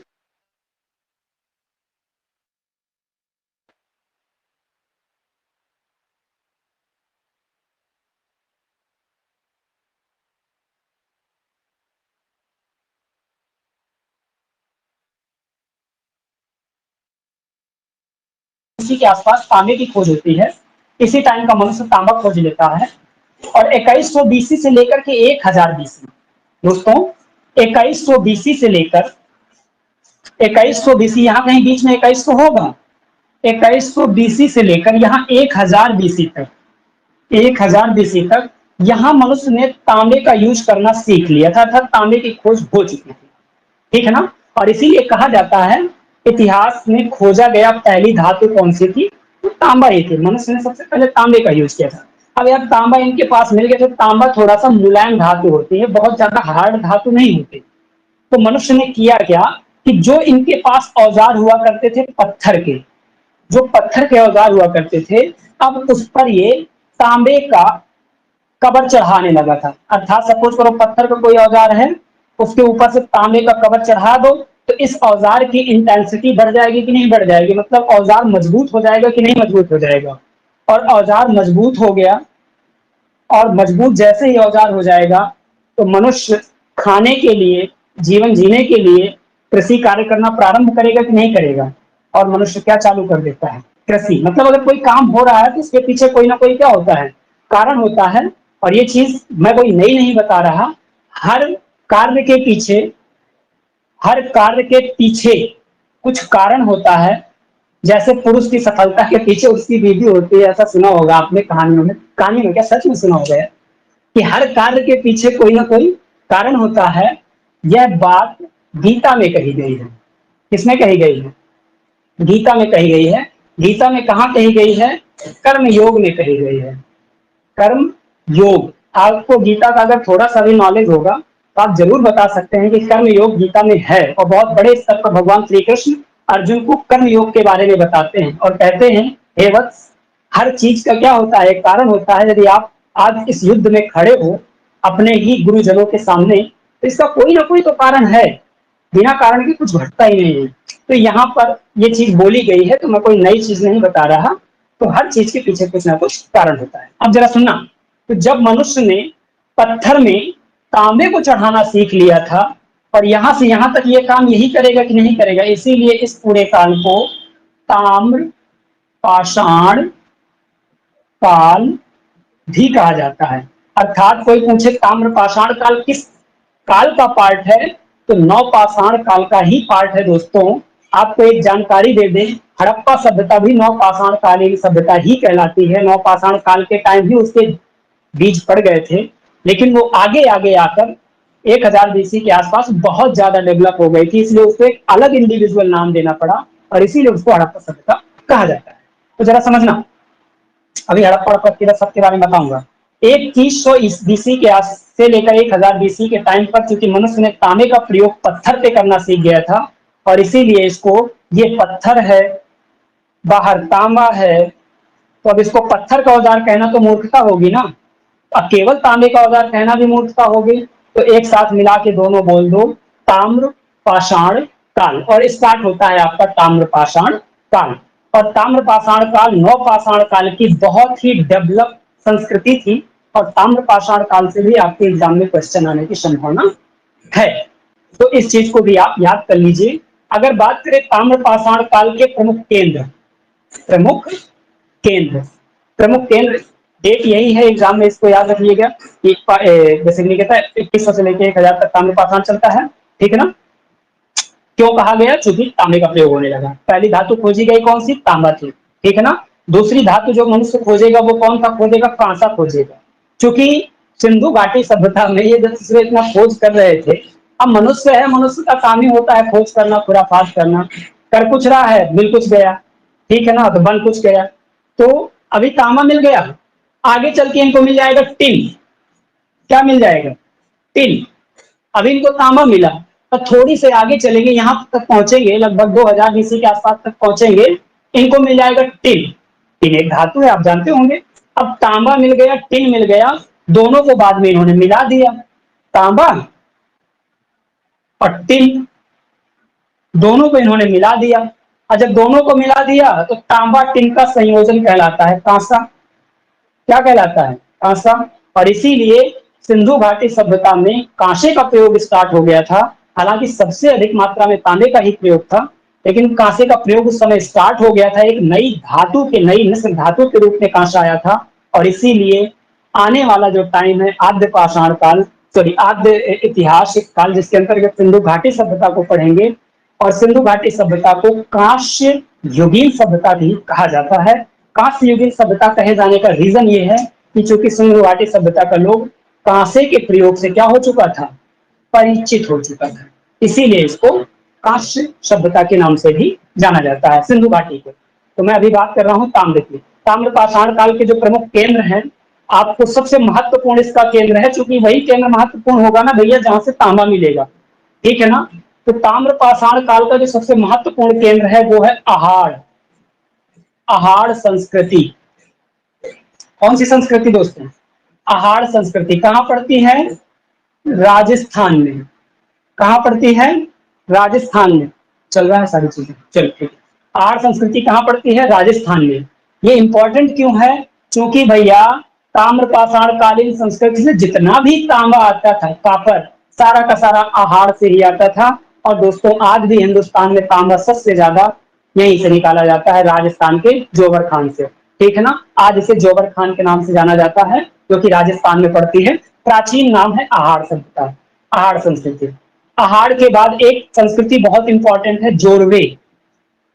जोरवे, जोरवे एक संस्कृति है। इनाम गांव, ये नाम याद रख लेना, अगर ये नाम धोखे से भी कभी पूछ लिए जाए किस काल के हैं, ताम्र पाषाण काल के नाम है, ठीक है ना। अहाड़ हो गया, जोरबे हो गया, इनाम गांव हो गया। क्या हो गया दोस्तों?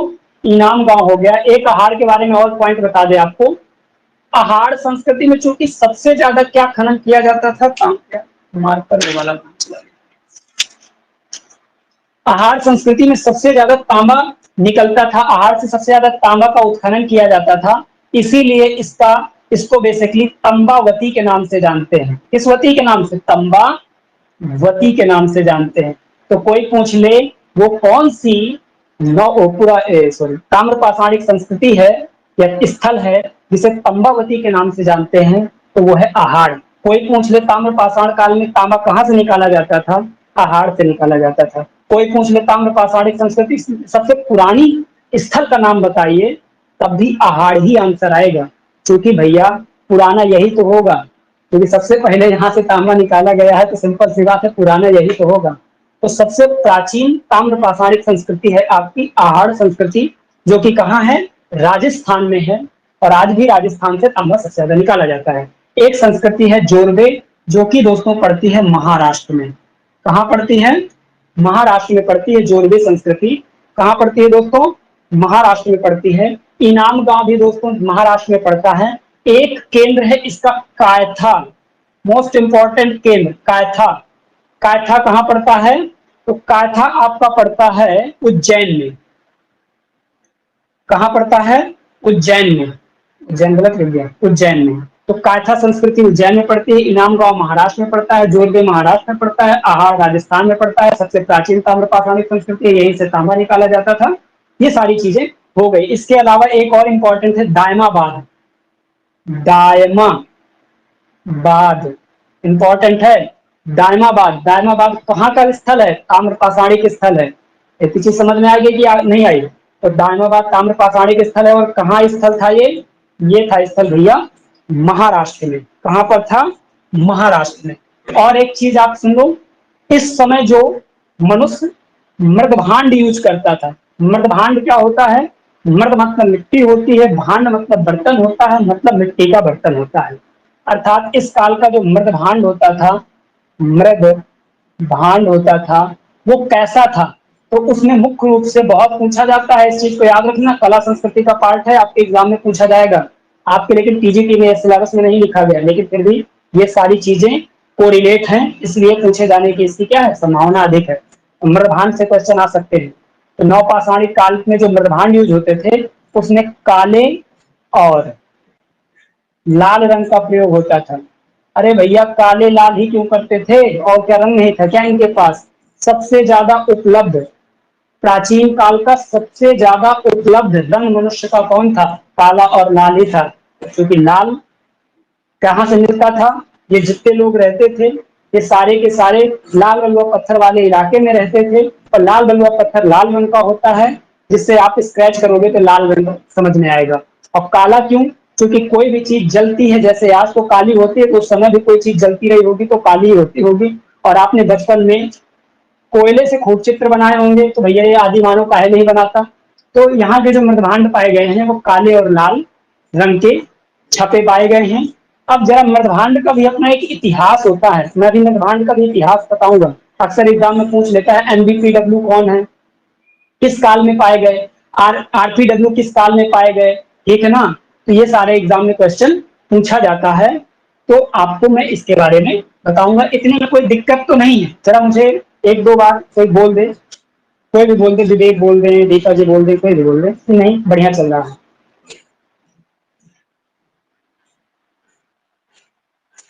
सर ठीक है। बोलो भैया। सर ठीक है। ठीक, ओके ओके डन। आगे बढ़ते हैं, आगे बढ़ते हैं मेरे भाई।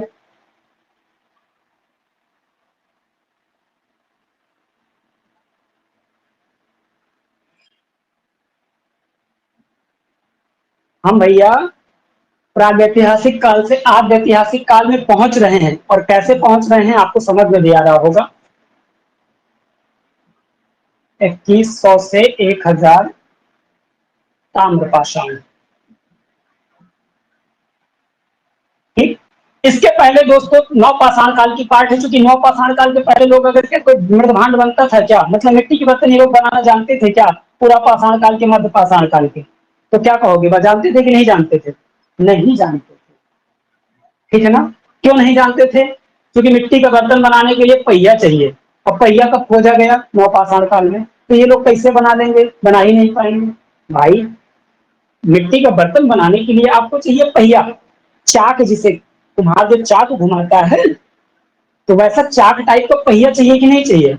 और पहिया इस समय चूंकि था नहीं, तो मिट्टी का बर्तन बनता नहीं था। इस समय पहिए की खोज हो चुकी थी, कृषि का कार्य भी होने लगा था, और पहिए की खोज भी हो चुकी थी। और जब पहिए की खोज होगी तभी तो मिट्टी का बर्तन बनाएगा ना, कि पहले बना लेगा। तो इसीलिए मृदभांड के सबसे प्राचीन अवशेष, अगर मैं थोड़ा मृदभांड का इतिहास आपको जानकारी दूं, तो मृदभांड सबसे पहले नवपाषाण संस्कृति से पाए गए हैं, जो कि ताम्रपाषाण के हैं। नवपाषाण काल में ताम्रपाषाण के हैं, जो कि कैसे थे? काले और लाल रंग में रंगे थे, और बहुत अच्छे नहीं थे, नॉर्मल थे, मतलब बहुत ज्यादा फिनिश्ड नहीं थे, थोड़ा सा भद्दे टाइप के थे, बस काले और लाल रंग के मृदभांड थे। अगर जैसे मैं थोड़ा सा इसी के बारे में आगे बढ़ जाऊं, तो अगर हम थोड़ा सा ताम्रपाषाण काल के बाद जब हम आगे पहुंचेंगे तो आद्य ऐतिहासिक काल चालू हो जाएगा, और मिल जाएगा हड़प्पा सभ्यता। क्या मिल जाएगा? हड़प्पा सभ्यता, यही तो मिलेगा। और हड़प्पा सभ्यता में जो मृदभांड यूज होते थे वो कैसे थे? वो भी ऐसे ही रहे होंगे, लेकिन रंग में थोड़ा सा अंतर रहा होगा। तो भैया रंग में भी ज्यादा कोई अंतर नहीं था, ये भी काले लाल रंग के ही थे, लाल काले रंग के थे। बस अंतर क्या था कि ये लोग लाल रंग से बनाते थे और काले रंग से उसमें बढ़िया डिजाइन कर देते थे। ये पूछा गया क्वेश्चन है, ये डिजाइन किस रंग से करते थे? तो काले रंग से करते थे। और एक चीज क्या हो गई थी, ये जो बर्तन हो गए थे हड़प्पा काल के, ये चित्रित हो गए थे, मतलब इस पर डिजाइन बनाई जाने लगी थी। अभी यहाँ कोई डिजाइन नहीं बनाई गई, अब ये चित्रित। इसलिए पूछा जाता है हड़प्पा सभ्यता के जो मृदभांड थे वो कैसे थे? चित्रित, धूसर, मृद भांड। और अगर इसको इंग्लिश में बोलो तो प्रिंटेड ग्रे मृदभांड को वेयर बोला जाता है। तो पीजीडब्ल्यू नामक जो मृदभांड है, पीजीडब्ल्यू नामक जो मृदभांड है, वो कहाँ पाए गए? तो हड़प्पा सभ्यता में पाए गए। अब भैया हड़प्पा सभ्यता से जब थोड़ा सा आगे पहुंचोगे तो वैदिक सभ्यता मिलेगी, और वैदिक सभ्यता के आगे पहुंचोगे तो मौर्य काल मिल जाएगा। तो मौर्य काल और वैदिक काल, अर्थात मौर्य काल को ही मैं लेके चलता हूँ। मौर्य काल, वैदिक और मौर्य काल के टाइम पे इनमें यार थोड़ा सा और अच्छा कर दिया गया, मतलब इनको थोड़ा सा और डिजाइनफुल कर दिया गया। अभी तक केवल ये चित्रित थे, अब इनको क्या कर दिया गया, अब इनको यार प्रिंटेड कर दिया गया, अर्थात अब मतलब ये पॉलिश्ड कर दिया गया। क्या कर दिया गया दोस्तों? पॉलिश्ड कर दिया गया, ठीक है ना। इनको बोला जाता है NBPND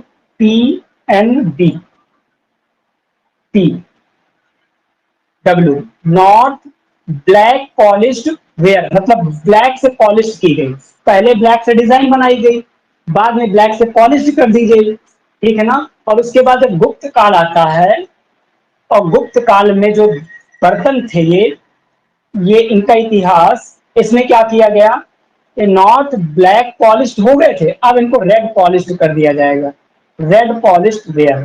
तो RPW बर्तन पाए जाते हैं गुप्त काल में, NBPW पाए जाते हैं मौर्य काल वैदिक काल में, और PGW पाए जाते हैं हड़प्पा सभ्यता में, और नॉर्मल बर्तन पाए जाते हैं आपका ताम्रपाषाण काल में। तो ये थोड़ा सा आपका बर्तन का इतिहास हो गया। इतनी चीज समझ में आ गई। अब जरा सुनो last line and second last line. मैंने बताया यहाँ पर लोग ये सब कुछ करने सीख गए थे, पहिया भी बनाने सीख गए थे, बर्तन भी बनाना सीख गए थे, तांबे की भी खोज हो गई थी, संस्कृतियां भी तांबे की बड़ी डेवलप थी, ताम्रपाषाण कालीन संस्कृतियां, आहार वगैरह बहुत ज्यादा डेवलप थी। यहाँ तक कि बताऊं, आहार संस्कृति से एक जगह मिला है गिलुंड, आहार से एक जगह मिला है गिलुंड। कहाँ मिला है? गिलुंड, ये सब राजस्थान में पड़ता है। और गिलुंड से दोस्तों प्रस्तर फलक उद्योग का साक्ष्य प्राप्त होता है। प्रस्तर प्रस्तर फलक उद्योग मतलब पूरी इंडस्ट्री प्राप्त होती है। याद रखना, सोचो उस टाइम पर बहुत पुरानी बात हो रही है, आज से 6000 साल पुरानी बात हो रही है। इतिहास को फील करने का विषय है, याद करने का नहीं। याद तो कभी कर ही नहीं पाओगे, फील करोगे याद हो जाएगा। आज से 6000 साल पहले अगर कहीं इंडस्ट्री पाई जा रही है प्रॉपर वे पे, बहुत बड़ी बात है। क्यों ना यार ये सिंधु घाटी सभ्यता बना देंगे आगे चल के। यही तो संस्कृतियां थी कुछ जो आगे चल करके बहुत ज्यादा डेवलप हो गई, और सिंधु घाटी सभ्यता जैसे नगरीय सभ्यता को क्या दे देती है? जन्म दे देती हैं। तो इतनी चीज समझ में आई। गिलुंड से प्रस्तर फलक उद्योग, प्रस्तर फलक का मतलब पत्थर का फलक बना है, मतलब काटने वाली चीज बनी है जो कि पूरी तरीके से इससे पॉलिश्ड है, तांबे से पॉलिश्ड है, तांबे से पूरी तरीके से कवर्ड है, जो कि अपने आप में बहुत बड़ी बात होती है। इसका पूरा इंडस्ट्री प्राप्त होता है, पहिया की खोज हो गई थी, कृषि होने लगा था, समृद्धि बहुत ज्यादा हो रही थी, ईश्वर का थोड़ा दंड कम पड़ रहा था। आगे चलकर के यही संस्कृतियां किसमें कन्वर्ट हो जाती है? अभी ये नॉर्मल ग्रामीण संस्कृतियां थी, उसके बाद यही ग्रामीण संस्कृतियां, छोटी छोटी नौपाषाणकालीन जो संस्कृतियां थी, ग्रामीण संस्कृतियां आगे चल करके शहर में कन्वर्ट हो जाते हैं। किसमें कन्वर्ट हो जाते हैं? शहर में कन्वर्ट हो जाते हैं, और एक नई सभ्यता का जन्म देते हैं, जिसको हम सिंधु घाटी सभ्यता या हड़प्पा सभ्यता या सरस्वती सभ्यता के नाम से जाना जाता है। और इस तरीके से आप पहुंच चुके हैं आद्य ऐतिहासिक काल में। तो ये रहा दोस्तों लास्ट पॉइंट, प्रागैतिहासिक काल से कैसे मनुष्य धीरे धीरे डेवलप करते हुए बहुत ज्यादा डेवलप हो गया और पहुंच गया आपका आद्य ऐतिहासिक काल में, अर्थात सिंधु घाटी सभ्यता काल में, अर्थात हड़प्पा सभ्यता काल में, अर्थात सरस्वती सभ्यता काल में। इनके सबके नाम अलग अलग क्यों मैंने लिखे हैं, इसका डिस्कशन कल की क्लास में किया जाएगा और विधिवत किया जाएगा, ठीक है ना।